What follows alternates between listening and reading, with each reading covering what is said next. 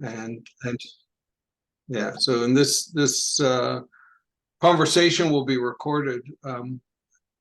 I was going to start with a land acknowledgement, and recognize that I'm here in Vaughan, and these are the ancestral lands of many nations, including the Haudenosaunee and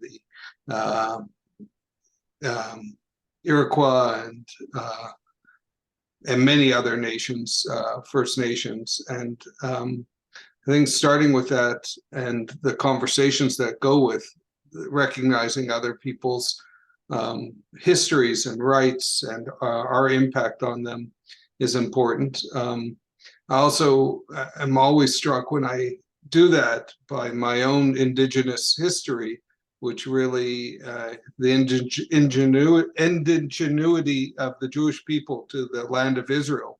My ancestral traces, well, four generations Canadian, are 100 generations back to Aaron and the temple and the work my family did conceptually at the Temple Mount as priests, priestly sect of the Levite tribe. So while I have that ancestral history behind me and gives context to some of what we're going to talk about, the other thing I want to mention, and I'll add it to the chat, is this morning, yesterday, there was a rally here in Toronto, or a gathering more appropriately, to express support for the hostages. And in reviewing it this morning, I got up early. My grandson, who lives with us, woke up early. I heard his cry, and then I rewatched this piece, and I'll share the copy of it if anybody wants to look at it. And I broke down in complete tears. And for all of us, if we take a breath and let ourselves, we can get overwhelmed emotionally. So I for the first time, I avoid social media as much as possible. I really find it overwhelming. While I do all sorts of acts of trying to make the world better, and I just this morning, listening to the stories of the hostages, just broke down, because I imagined my own grandson being amongst them when I heard the stories, and it was just overwhelming and painful and real and immediate. And then thought of all the children who are in Gaza and all the kids who are affected, and my heart, I just fell apart. I was in a way I've never been in years and years and years, in tears this morning.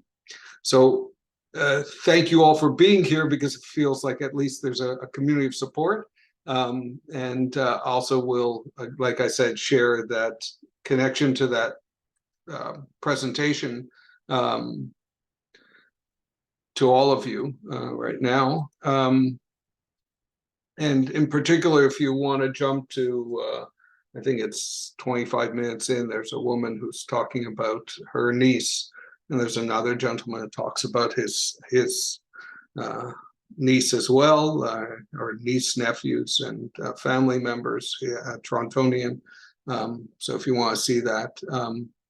And I'm struck by the fact that it's almost coming on a month, a shloshim, almost 30 days of bereavement and pain, but also sense of community and unitedness.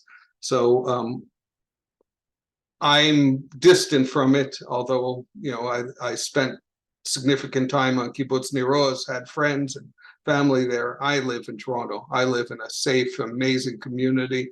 I live in a community where political support and peer support is there amongst you all who are joining us. And speaking of which, if anyone wants to join, there's a massive community-wide engagement event on Sunday the 12th. I don't know the time. I'll get it posted, really just to express support for what's going on. But I don't know if Rob, we've invited a number of local political leaders. Robin Martin, I don't know if Robin's on. I'm here. Yeah. Oh, there you are. So I'm going to introduce and thank Robin Martin for joining us. Robin is the MPP for Eglinton Lawrence and major supporter of the sector, very, very knowledgeable about the developmental services sector and Toronto, and a big supporter of the community. Robin, online are leaders, caregivers, care providers in the DS sector across Canada and some in the US, plus our partners in Israel, who we've met and worked with over the years. And this really is our second session with the intent of sharing stories, hearing from, and expressing our support for our colleagues. So I know you want to say a few words of introduction, and then I'll turn it over to our colleagues in Israel. Thanks very much, Brian. And it's an honor to be here with you today and join you for this event. I have been spending a lot of time with the Jewish community in my riding and attending events to support Israel. Also here at the Ontario Legislature, my colleagues and I have been very strong in support of Israel's unequivocal right to defend itself. We brought a motion to say so and to condemn Hamas. We are consistent in that message. Yesterday, we had a meeting with the hostages here at Queen's Park with the Premier and a lot of colleagues who are very active voices in support of Israel and the Jewish community. And I know the hostages representatives appreciated the meeting. For us, it was very difficult to listen to the stories, as it is for everybody, because I think we all feel the pain of these people being held now. And Erwin Kotler was there and very clearly explained that this is a humanitarian issue, which everyone should be able to get behind to free these hostages. And it's an ongoing and daily war crime. And unfortunately, a lot of attention is being focused on other things, when at least on this issue, everybody should be solidly behind getting those hostages released. And I have heard, but I don't know for sure, that some of the hostages have developmental disabilities. I can't imagine what it's like for those people and their families. But I guess for all children and others who are held hostage, it is truly a very, very difficult time. So I just want to say that our government stands with Israel. We're very much in support of Israel and its right to defend itself. Yesterday, Minister Lecce made an important announcement at the Holocaust Museum here in Toronto to extend, we were the first government to mandate Holocaust education for elementary schools. He extended that to our grade 10 students, requiring learning about the Holocaust and also the implications of anti-Semitism and extremist ideologies that come out of anti-Semitism right up until today, which we think is a very important announcement, because education is so important, so that people know the history, know the indigeneity of the Jewish community to Israel, and understand the position that Israel finds itself in the face of this terrorism. So thank you for including me. You forgot to mention, Brian, that I'm a huge supporter of RENA and always support RENA's great projects, because nobody else is doing it the way RENA does it. And honestly, it's a great asset, a great advantage for our government to have a partner like RENA to work with. And so I'm just delighted to support RENA all the time and to stand with Israel, and we will continue to do so. Thank you, Brian. Thank you, Robin. So again, the objective today was really to connect us as service and caregivers to our peers. So I'm going to ask maybe Amir, this is you're joining. Last time you weren't able to join us. Maybe this time you'd like to share a few words about what you're experiencing and have experienced, and ways that we and just ways that we can express our support for you. So Amir is the Director General or CEO in our language of Beit Izzy Shapiro. There are children's treatment support network, but they do more than that. They are leading advocates in the Israeli system and worldwide in support of inclusivity and engagement and treatment and support of people with disabilities, particular children. So I'll turn it over to Amir. Thank you. Thank you, Brian. Thank you all for coming and inviting me to speak here for a couple of minutes. I think I'll tell you a little bit about what Beit Izzy as an organization is going through, and then how we're working to try to help people with and without disabilities, which is, I think, maybe the interesting part to come through these times. I think, first of all, obviously, the massacre happened on the 7th, the 8th and 9th of October, the country was in shock, and as well as Beit Izzy Shapiro, and I have to say that we didn't function too much as an organization during those first 2 days. But after that, we started coming back, and I think our main focus for the first few days was how do we provide the best services possible for the families and children, everybody connected to Beit Izzy Shapiro.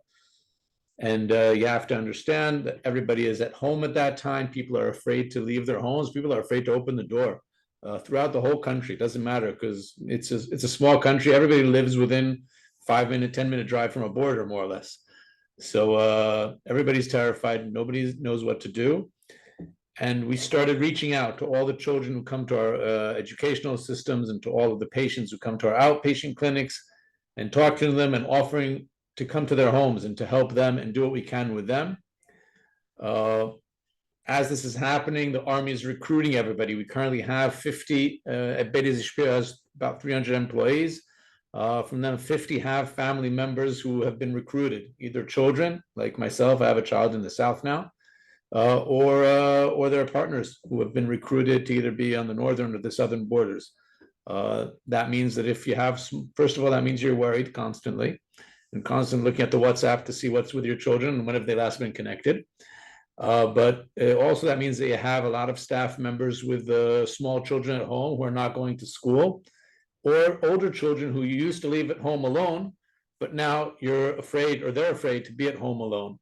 So we have a very big issue of having enough staff to provide all the services that we want to provide throughout this period. But I do have to say that everybody, like you see, I think you can feel that from abroad, everybody in Israel is coming together, and I think all the Jews in the world are coming together, and everybody's trying to help out and see how we can do more. Beit Izzy is also always focused on adapting and pivoting our services for current needs. So within 2 or 3 days, we realized that first of all, people with disabilities in the area that we work in have additional needs that they didn't have before, because they're at home, because they're afraid sometimes to leave home because they can't be 1.5 minutes from a bomb shelter. And we collected a group of right now I think we have about 100 volunteers who are ready to go to homes of people, families who have somebody with a disability in their home, who need help, any type of help, either playing with the children or buying groceries or driving them from one place to another. Whatever they need, we're providing that service, and we're marketing it very aggressively through social media, through WhatsApp groups, and through all the clients who come into Beit Izzy. And we're doing this matching all the time, and it's growing and growing as it happens, as time goes on. The second thing we realized, obviously very clearly and quickly, is that there are a lot of evacuees from the south and the north who have come to live in the Ra'anana area. We're in Ra'anana, the center of Israel, and that they have, first of all, there are people with disabilities among that population, but also everybody today who comes from there is in some sort of stress and trauma and need assistance. So basically, we opened our services for free to anybody who's coming in from the north or south. We have many therapeutical clinics and many areas that we can help people, be it dental clinic, hydrotherapy, emotional therapy, which of course is very much needed now. We're providing all those services for free. What we've realized during the first week or two is that the people who have been evacuated to the center of Israel right now are not focused on continuity of therapy or things like that. They're just looking for some sort of respite. So we've created just half days of respite for groups to come here and enjoy themselves. As they're here, we offer to do some sort of intake to those that we feel are open to more, and then create a therapeutic program for them that they can come continuously and get that, again, all without any charge. The people who have been evacuated to the center of Israel are dealing with a lot. First of all, they don't really know how long this is going to take. They came to this area, they thought it would be for a week. Now they understand it's probably going to be for a few months. And that transition also changes their needs all the time. So we're in constant contact with the different areas where people are, either people who have been evacuated to hotels or people who have moved to families, family members in the area, to understand and adapt our offerings to what they need. Another thing that we realized is that they have a lot more to deal with than just respite or therapies or that. They don't have work. If they're going to be here for a few months, they need to find a job. And we're all the time looking to see how we can help in these different things. And I think one of the biggest pivots that we did is that we're not serving only people with disabilities. Okay, we're serving anybody from the north or south who feels that they can have any benefit from our services, and we happily provide them. Amir, many of the Canadians may not be familiar with the total population of who you serve in terms of, they may think Israeli Jewish and not reflect the total scope of what you do. Maybe you could spend a few minutes about how you're managing the other populations, communities as well. So we have, Bedezi has two centers, one in Ra'anana and another one in Kalanswa, which is an Arab village about 30 minutes from here. And obviously, these two populations are running very differently throughout this this war.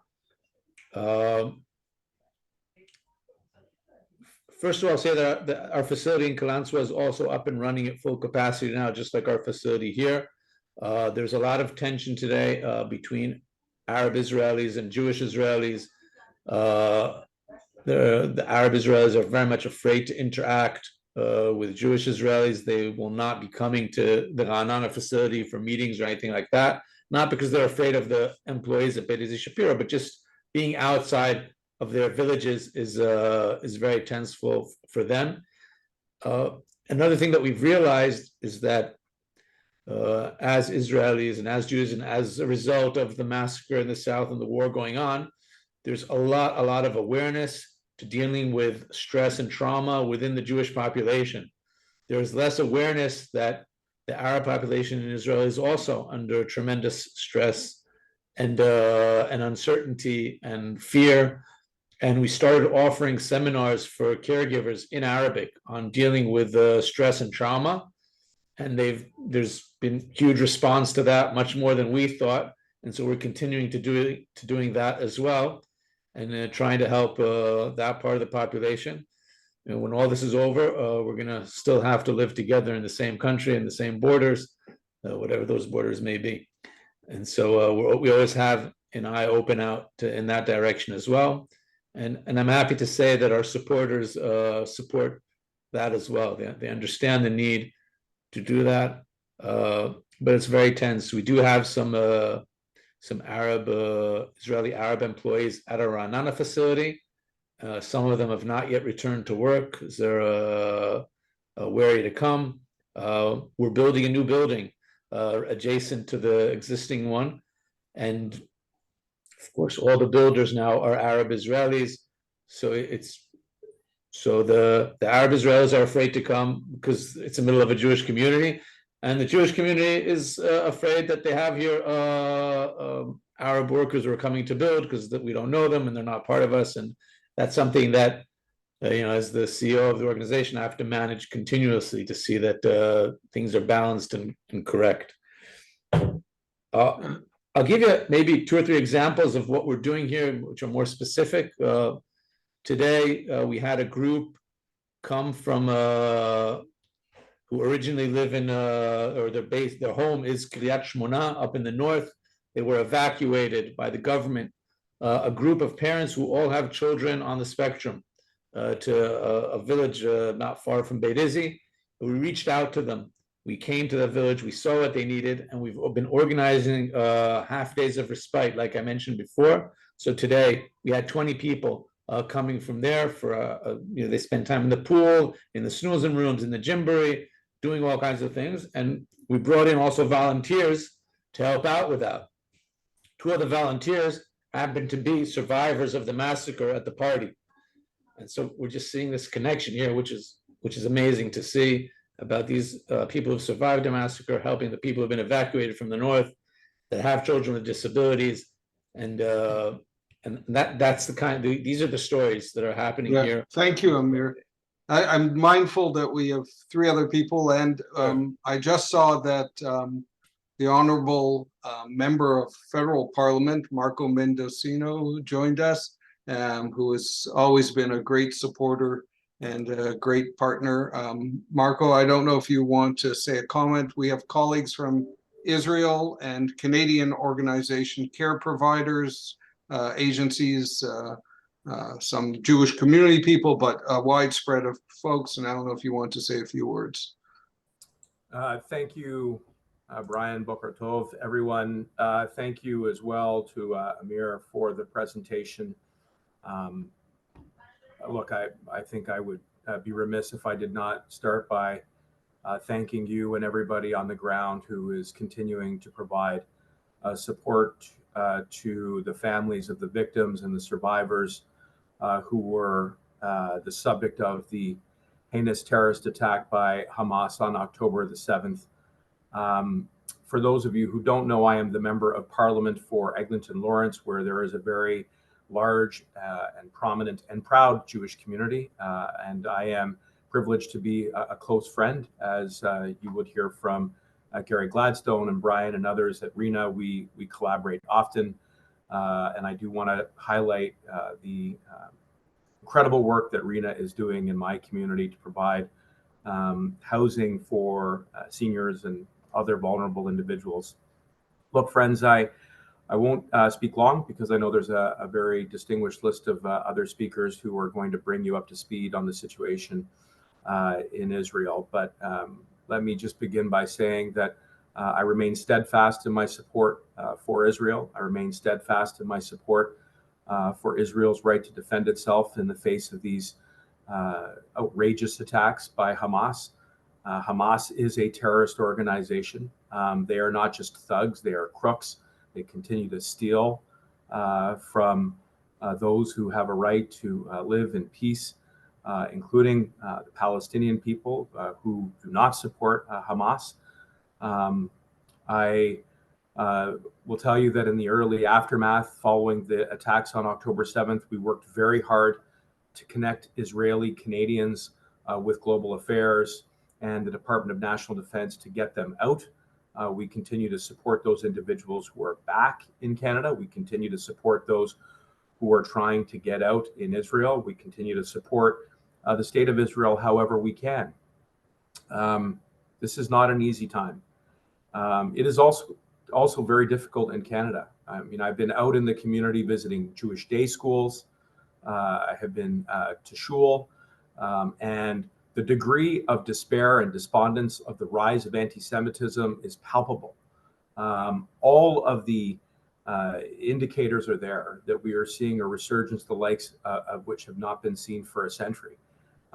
Parents are telling me that they're afraid to send their children to school, whether it's elementary school, secondary school, or on university campuses.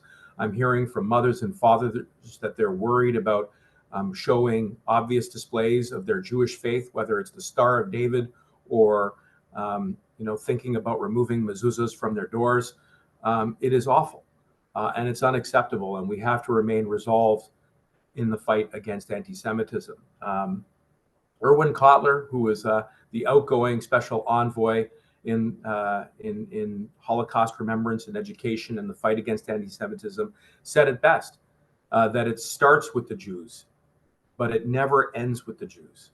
And that is why I said in Parliament a little more than a week ago that a safer country for the Jewish people is a safer country for Muslims, for Hindus, for Sikhs, for all other communities in Canada. And Canada needs to be a shining light, a beacon of hope at a time of great despair. And it is my commitment to you to work with the community however I can to push back against this hate, the world's oldest hate. And I just wanted to come and share that solidarity with you on this very important and sober update. And thank you again to Rena for facilitating this talk. Do not hesitate to reach out if I can be of any assistance. Gary can tell you how. Thank you for that. Thank you, Marco. Again, appreciate the federal government's clear and statement of support for Israel and the community as a whole. Again, we're going to go back to our colleagues in Israel, talk about what they're doing in the sector and what they've experienced. 2 weeks ago, David Marcoux shared with us some of the horrific pieces that happened and some of the folks who were involved with them and what happened to them and how their organization is doing. So David, I saw you just last week, and I know it was a challenging time, and we both felt very uncomfortable. We were at a conference of Jewish organizations, and they refused to put the Jewish part out in the public contests, and that was horrific for me and David. It was so uncomfortable that they were hiding who we were, even amongst ourselves. So David, do you want to just update us on how you guys are doing at Elwyn and any updates for the group? And again, our support is there with you. Thank you, Brian. I want to thank all of you for once again joining us and showing your caring for how we in Israel are managing during these horrific times. You should know that we don't take your interest and support for granted. I want to particularly thank MPP Martin and MP Mendocino for your words of support, which are not at all to be taken for granted. And I, of course, want to thank you, Brian, for your leadership in this regard. At Israel Elwyn, after the first week of the war, we managed to begin to open most of our day programs, early intervention, employment, adult and senior day services, but that was based on the distance from the hostilities. The further you were from the northern or southern borders, the more likely we were able to open our programs. And today, most of the programs that are not in immediate, within a certain number of kilometers of the areas of hostility are open. Of course, our 24/7 supported living services remained open at all times with all of the difficulties involved, which I think Amir pointed out in terms of staffing, but also we had to train residents how to get to a shelter or a safe space during incoming missile attacks. I should mention Jerusalem is about a minute to a minute and a half warning before incoming missiles hit, and that's how much time you have to get to a shelter. But I also want to mention that the closer you are to the south of Israel or the very north of Israel, the less time you have. There are places where you have 15 seconds to get to a shelter, which means you don't have that option. One of the many very difficult stories from the past weeks that affected us greatly did have a happy ending. One of our staff members in the city of Ashkelon, Iris, who works with our after-school program there, had learned that her niece, Ori Magidish, who was a lookout soldier for the IDF, had been among those kidnapped. And her colleagues made major efforts to support and help Iris as much as they could. One of them even arranged for her sister to host her in her home. But after the IDF somehow freed Ori from captivity in Gaza, Iris wrote to all of her colleagues at Israel Elwyn to thank them for all the support that they had provided her. There was a very brief eruption of joy in Israel amongst all this sorrow and fear. And so that release really meant a lot, although there's a very long way to go to get the other hostages out. We've been trying to reach out and help people when it's our responsibility and even when it isn't, which I also think is a theme that Amir mentioned. The Ministry of Welfare and Social Services is aware of this, and we're receiving some unusual but meaningful requests for assistance. Just one example, because I think it's touching, is there's a woman who has physical disabilities and uses a wheelchair who had been evacuated from her home in the area of hostilities. to a hotel in Jerusalem, but she had no family to go with her, and it became known that she was there on her own and had not been able to shower for an entire week. So one of our staff members went to visit her, spoke to her, bathed her, and made certain that she had clean clothes into which to change. It's a very touching person-to-person experience, and it's really only one example. In addition, we're preparing to take in more evacuees with disabilities into our supported living program on a temporary basis to give them a safe place to live and away from the area where incoming missiles and mortars are a regular, almost hourly event. There's a very heartwarming story about Ilya, a young man with autism who had been inducted into the Israeli army as part of our program known as Inclusion in Uniform program. Ilya is on the autistic spectrum and works in a computer-based operation in the IDF. At the start of the war, we were told by Ilya's commander that Ilya decided that he would not leave the base and is working day and night along with his comrades, doing everything that needs to be done just like all the other soldiers. This notwithstanding the fact that Ilya is entitled to go home every night during the hostilities. We were told that Ilya is dedicated, of high quality and professional. His commanders told us, quote, Ilya is an exemplary soldier who does not allow his disability to manage him, and he is one of the more excellent soldiers in the unit. Ilya is an inspiration to his comrades in the unit, and he demands to be treated like everyone else, unquote.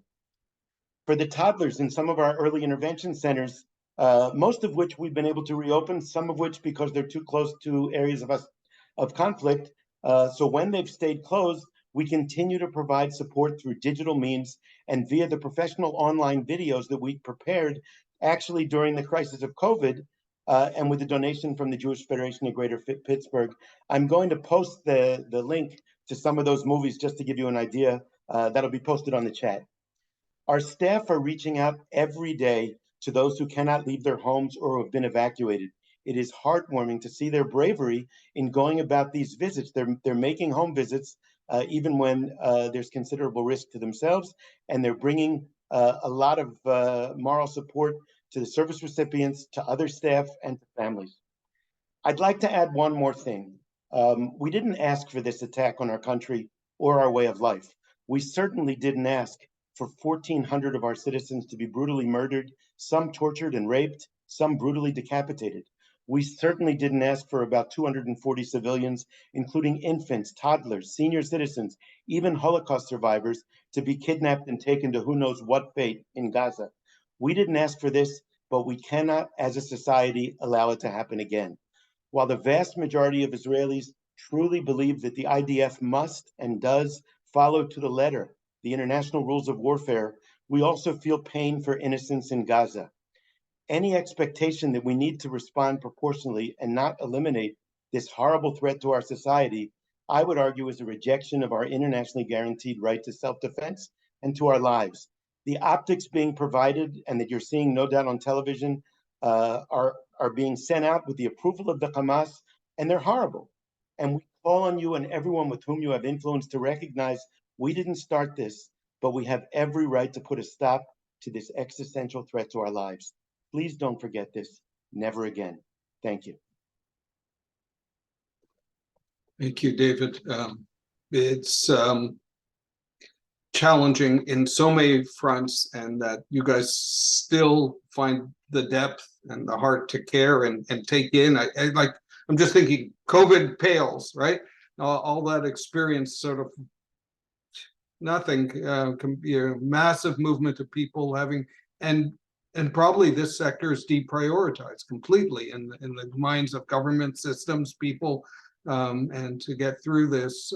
So you're not front and center heroes, but you're behind the scenes heroes doing so much. So thank you. Speaking of which, we have joining us Ellie Klein, who is Director of Development at Adi Negev. And for those who don't know geography well, that's the southern part of Israel that is really close to and highly impacted by what happened in a direct way in terms of October 7th and the terrorist attack. Ellie is here to join us and share some of their experience and their progress to try to bring back normalcy in some way. So Ellie, I'll turn it to you. Thank you so much, Brian. I will begin by echoing David's comments for the gratitude to the MPs for their support, which as David said, we truly don't take for granted, especially with the echo chamber of hate that's out there. To Brian for his leadership, the entire RENA family for their continued support, and to everyone on the call for taking the time. This is important stuff to hear, and I have a presentation. It's important stuff to see. As always, my presentations are just pictures, and I will provide the audio, as it were.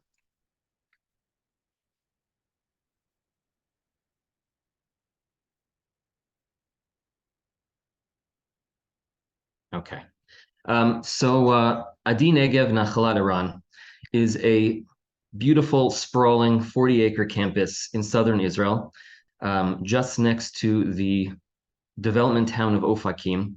We are 12 miles from the Gaza border. If you asked anyone prior to this horrific episode where Ofakim was, even people who had been to Israel many, many times would not be able to tell you. Now, unfortunately, from everything that happened on October 7th and thereafter, absolutely everyone in the world knows. The beauty of Adi Negev Nachalat Iran, our big, sprawling 40-acre campus, is not just the beautiful grounds, but that it is always packed full of people of all levels of ability, different backgrounds, who are pushing for humanity to be the thing that unites us all. Really, the fact that human frailty, disability, is a reality in all of our lives, and we need to come together to lift each other up. In addition to 190 special education students who come on a daily basis, we have 170 residents who live with us 24/7, 365 with severe multiple disabilities. We have 36 special needs gardeners who tend to our beautiful campus. We have an early intervention daycare center that integrates those who are neurotypical and those who need early intervention care. We have, from our staff to our volunteers to the children and young adults that we serve, we have the full reality of Israel. We are not just Jews. It is Jews of the entire spectrum, as well as Israeli Arabs, Muslims, Druze, those who made Aliyah, moved to Israel from the former Soviet Union, from Ethiopia. And the language that we speak is the language of love. And in peacetime, in happier times, from October 6th and backward, it was always these wonderful images. Now it's a little bit different. Our special education school is shuttered. All 190 special education students are at home. Our adapted playground usually has shrieks of laughter throughout the day. That is not the case. Our therapeutic horse farm, usually there are not only our residents and our special education students on campus taking advantage of it, but we have people from throughout the region coming to take advantage. It has been silent. And our special needs gardeners, they are not able to work the land in our organic farm. In happier times, we had soldiers come to the village for them to be able to take a minute and understand who they're protecting. They take an oath to protect every single person in the state of Israel, and it's important for them to understand really what that range means. Unfortunately, we're not in happier times, we're in very serious times, and starting from the evening of October 7th, we had a full battalion of soldiers come, and they're now stationed at Adi Negev. They do patrols. My understanding is that you can only really see about 24 of them, but throughout our entire 40-acre campus, there's about 400 of them. From the moment that everything occurred on October 7th, we were all in our enclosed and protected spaces. We continue to be there. David mentioned that as you get closer and closer to the violence, you need to be quicker to the bomb shelters. Yes, in places like Sderot, other communities that are right next to the Gaza border, you have about 10 to 15 seconds. At Adi Negev, we have 0. Why? Well, because we deal with the most vulnerable members of Israeli society. They don't have 15 seconds to run to a bomb shelter. They need to be there already. So from our toddlers in our intensive care unit to our residents to our rehabilitative patients in our rehab hospital, everyone needs to physically be operating from the protected spaces. As you can see, our national service volunteers and our amazing staff members are keeping them smiling, but everything is happening from those protected spaces. In terms of losses, our village was founded by Major General Reserve Doron Almog. It's called Adi Negev Nachalat Iran, which translates to Adi Negev, the jewel of the Negev, of the southern region. Nachalat Iran,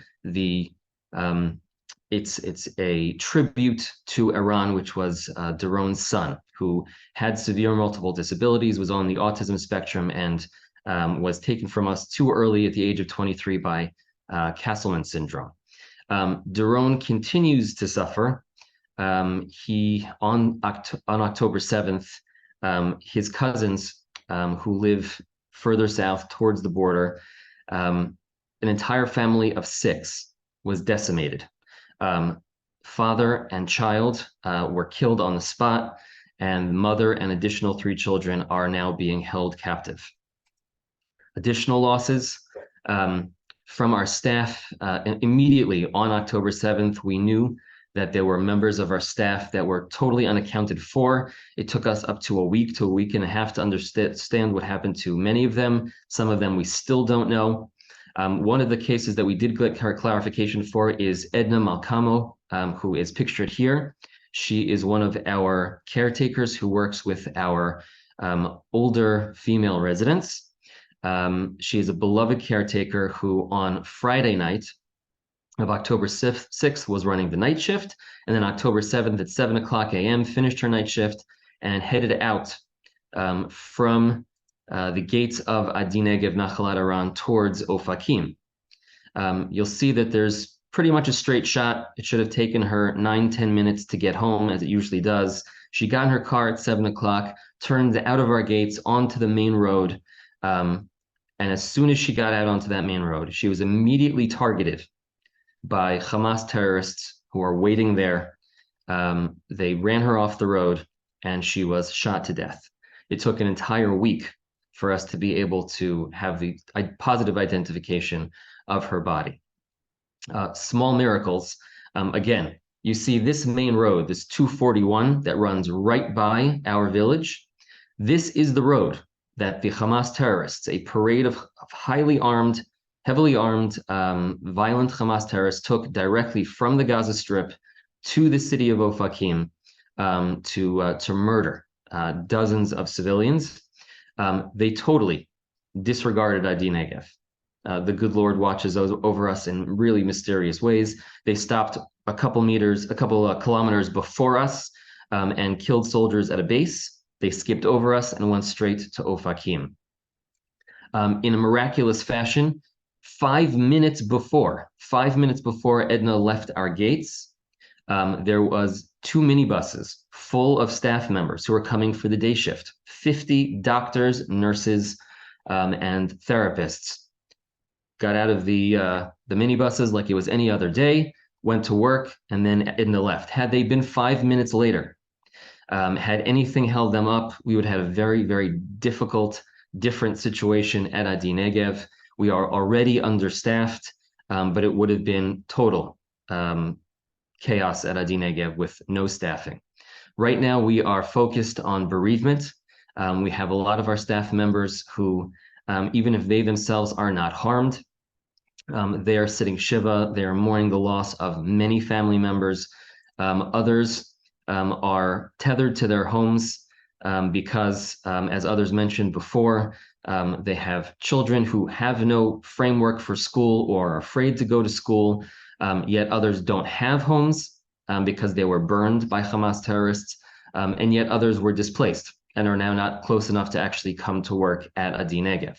So one of our main focuses is making sure that we provide all different kinds of overtime pay and treats for our staff and our national service volunteers to make sure that our residents with severe disabilities and our rehabilitation patients receive the care that they need. There was an article that came out last week about the shortage of rehab hospital beds here in Israel. Jerusalem, the major hospitals in the center, Jerusalem, Tel Aviv, Herzliya, and Haifa are struggling. Luckily, we built the Keli Rehabilitation Medical Center at Adi Negev. We have currently 72 beds open, and we are seeing how vital it is that we have this, providing the kind of care that the Southern victims of terror, heart attack, stroke, motorcycle accident, you name it, need. Now more than ever, this kind of facility is needed, and we are opening an emergency ward. The old ward, the beta version of this hospital, we were just trying to see if it was sustainable and needed, is being refurbished as we speak, so that we can have open a 28-bed ward, an emergency trauma unit ward. We are trying to make sure that all of those who are in our area, soldiers and citizens of the South, are diverted to our hospital rather than sending them to Jerusalem or Tel Aviv, where they don't even have beds for them. But this obviously is not sustainable. So we are doing several things simultaneously. One, we love our IDF soldiers. We couldn't do anything without them. We feel protected and safe, but we need to put together a tactical emergency squad, our own highly trained military-grade security who can take care of us. We also had to stop the development, the construction of the third ward of our hospital. We have a neurological and orthopedic wards, 36 beds each. But we were also going to have a geriatric and high dependency ward. As soon as all of this started, obviously we had to stop construction because, as others mentioned before, much of it is Arab labor. We are going to get laborers, construction experts from elsewhere in Asia, bring them over and push forward. So we're trying to make sure that we get that done. The ward is right now just sitting there, but as time goes on, it's clear we have 4,500 wounded, war-wounded IDF soldiers and civilians here in Israel. That number is not going down anytime soon. Hundreds of them are brand new amputees that will need to learn how to live life with their disabilities. It is crucial that we get this up and running and we get them back to the kind of care that they need and that they deserve. It's crucial, it's immediate, it's needed. Thank you, Ellie. It's so powerful and so challenging, and you guys are amazing in response. Again, I want to share that I had put on the chat, and I'll put it. Yesterday, the community in Toronto held a gathering in support of the hostages, and if anyone wants to see it, they can look at that. One of our colleagues joining us is Maureen Berry, Director General of Aline Hospital. For those of you who aren't familiar with Aline, think Holland Bloor View, but with an Israeli accent. So Maureen, thank you for joining us. She's the Director General and wants to share what's happening with their work and the impact this has had on them. Maureen? You may not have been able to join, Brian. I don't see her. Oh, she wasn't able to join us? Okay. My apologies. I thought she was. So I know we're coming up to 9:30 soon. I don't know if there are any questions people want to put up into the message or any thoughts or things to share. Please share them through the chat, or alternatively, I don't know if we can raise hands in this large group session, but I really want to thank our colleagues in Israel, our political leaders here, our community of friends and supporters who are involved with all that we do. We really need to hear from you, that just that hug, that hand on the shoulder, that call, that email. None of us want to feel alone. You know, I'm always, and I think David expressed very well that this is not something anyone in Israel wanted, asked for, or needed. And the fastest pathway to civilian protection is Hamas putting down their weapons, freeing the hostages, and putting themselves forth as the before the courts of international law. If they would give up arms today, civilians would, on both sides, any civilians would not be harmed. And for the population, the community of people with disabilities, this has affected them tremendously.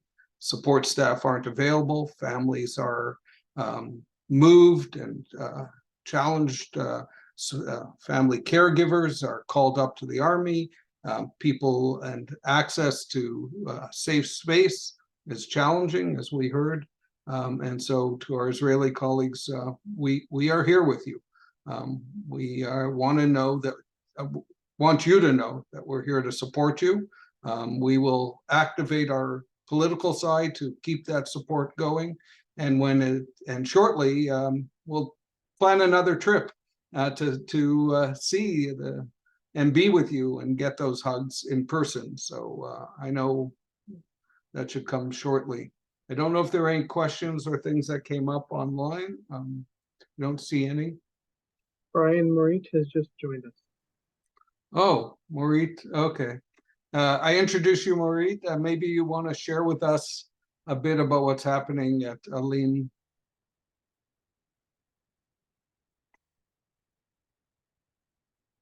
Not connecting.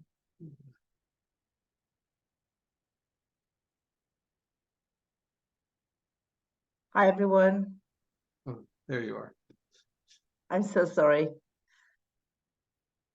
So, Morit, we're joined by a group of care providers across the Canadian community, plus some of your Israeli colleagues, some political leaders, just to hear and express our support for you and what's going on in Israel, but also to hear from you the impact of these last few weeks since the horrific acts on October 7th. So first of all, thank you so much. I wish we could meet at different times. The reason I was late is that my son, who's in the army, just came home for a few hours unexpectedly. So I rushed home. That's why I'm talking from home instead of being at the hospital. So it's good to hug him. I can tell you that things, of course, are very tense. I'm sure you've heard from other people as well. I'll tell you what's going on at Aline Hospital shortly. What is happening is that we are struggling on several fronts. One front is that close to 150,000 people have been evacuated from their places where they're staying.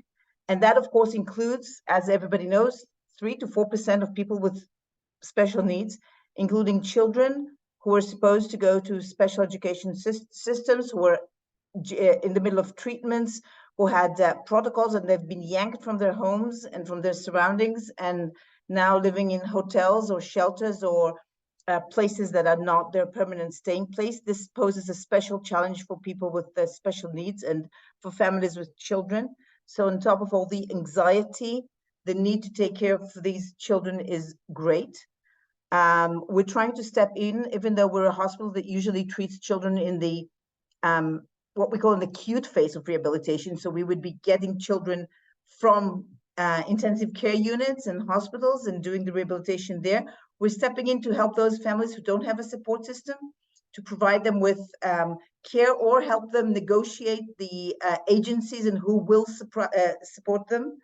Our Pele Center, which makes special solutions for children with special needs, steps in to see that children who are not in their natural surroundings actually have specific technological solutions to wherever they're staying, so that they can actually do the best they can with their immediate surrounding. I'll just give you a short, for instance, a 5-year-old child who is very short of stature is in a hotel and cannot climb the bed. The family can't even lift him because of their own issues. So Aline team stepped in and built him a little ladder and provided it to him at the hotel and told him about Aline. So he came to my clinic, which I specialize in feeding problems of young children. He's got a gastrostomy tube being fed through the abdomen, and we look at him and we evaluate him and we see that he can be weaned off the gastrostomy. And here he is at the hospital now So this is like a silver lining. So some kids that actually managed to come from the periphery to us will get care nowadays. So the one thing is caring for the evacuees. The other front is, of course, that our staff, I mean, at Alin Hospital, we have about 560 people working.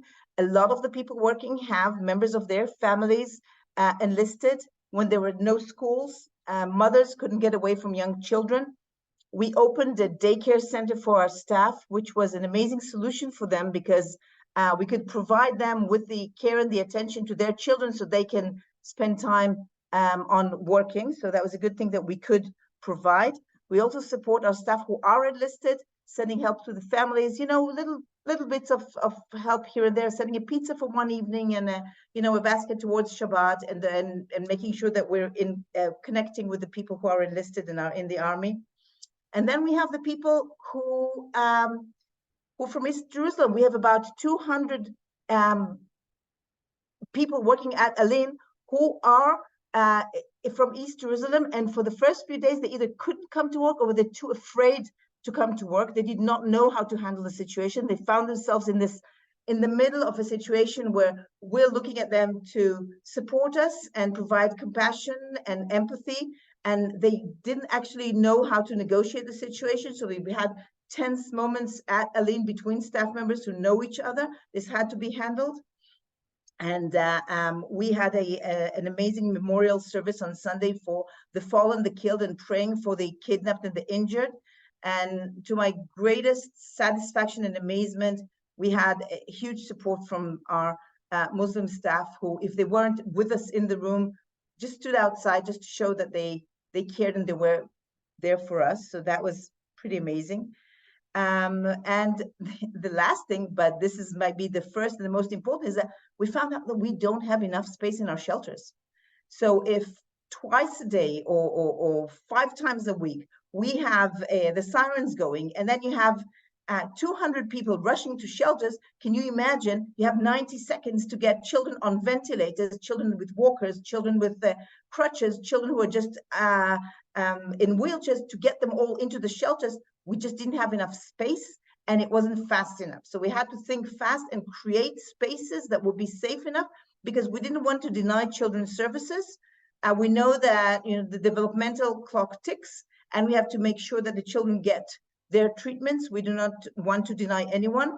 And very quickly, we found out that we can create these safe enough shelters from spaces. And we reached out for friends and donors to help us get the funds to do that, because no one is looking at a small place as like Alin Hospital when the big picture is all that's happening in the general hospitals with the surgeries and the wounded. But our little corner also needed to look ahead, and what he was saying, we've got to hold on tight so that we can care for the wounded and these families the day after, because we're looking at a long-term issue here. We cannot allow ourselves to fall behind for the children and for the families and for our staff. So we're fundraising for better shelters and to create shelters out of areas which were storage rooms, not appropriate for treatment, and now we're turning them into treatment areas. And so we went out fundraising for that. And if all that isn't enough, every day there's one more person that we know that had been killed or that was identified or that we now know what happened to them, including the grandson of our longtime fundraiser, Brenda Hirsch, that for 40 years has raised money for Alin Hospital, and her grandson was killed in Kibbutz Be'eri on the first day. And we're in mourning, and we still need to be active, and the children need to feel protected and safe and not surrounded by all the time talk about war. So for instance, at Alin Hospital, TVs are off. We don't allow to screen news in the TVs at the hospital at all, because we don't want the children exposed to ongoing drama around the clock. We're trying to create a safe space. We're providing parents, families, and staff with sessions of mindfulness, yoga. We give them tools how to try and breathe properly. And we're also sending the Alin team to help pick up fruits and vegetables from farmers who cannot have enough workers. So that's also a kind of an outing and makes the people feel that they're a part of the bigger picture of the country. I'm going orange picking on Sunday, so I'm very much looking forward to that. This is it for now, and I would be very happy to answer any questions. Maureen, thank you. I see people are dropping off. We promised 9:30 our time to end. So I don't know if I don't think we'll have time for questions and answers. I want to thank David, Ellie, Maureen, for joining us, and really appreciate everyone who's come together. We will post this online if you want to share it. Again, those who want to see the gathering that happened last night, I put it also in the chat. That was for the hostages, and I had to use some of those skills in breathing this morning when I rewatched it, because I was in utter tears. As I mentioned earlier, I broke down. I have avoided social media as much as I do, a half hour a day, just functional stuff, focus on my work. But when I watched and heard and thought about the children in particular, I have a grandson who's 3 years old, and I just broke down. So we all have to take a breath and recognize probably one of the most healthy things we can do is help others. Because when we help others, we feel more empowered and in control. So thank you all. Really appreciate you joining us. We will see if this is needed or wanted. And Maureen, David, you might want to give us feedback if this helps you, and we'll do something else in 2 weeks. And unfortunately, this won't be a short process, and will be a long-term rebuilding effort in lots of ways, but mostly on the human side. Thank you, everyone, for joining us. I appreciate it. Thank you, and thank you, Brian. Really. Thank you for caring, and thank you, Brian. And it's good to know that we have friends. Definitely have friends. Definitely have lots of friends here. Okay, Bye-bye. take care. Bye.